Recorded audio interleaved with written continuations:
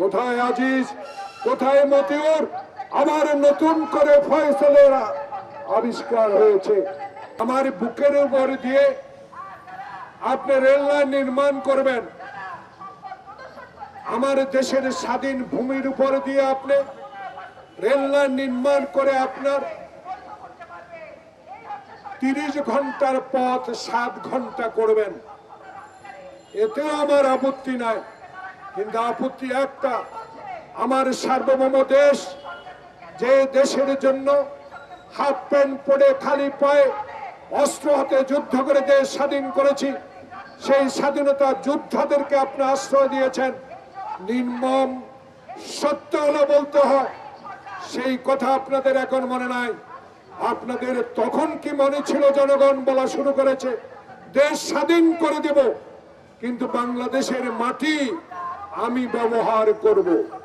এই অঙ্গীকার নিয়ে যদি 1971 সালে আমাদেরকে আশ্রয় দিয়ে থাকেন, 1971 সালে যুদ্ধের সমর্থন করে থাকেন, তাহলে আজকে আবার প্রমাণিত হলো বাংলাদেশের নিরীহ জনগণের প্রতি, বাংলাদেশের সার্বভৌমত্বের প্রতি আপনাদের কোনো সম্মান নেই, অসম্মান করে যাচ্ছেন একের পর এক।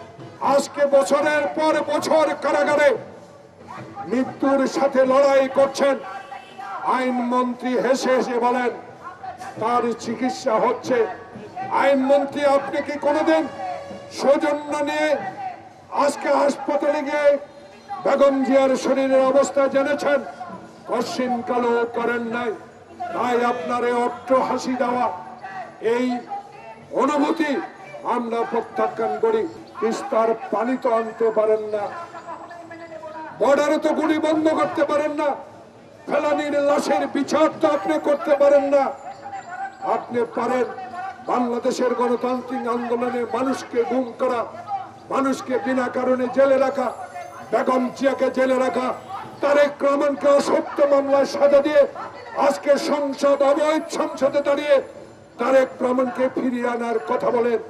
বাংলাদেশের মানুষ সচেতন আছে। কোথায় আজিজ, কোথায় মতিউর?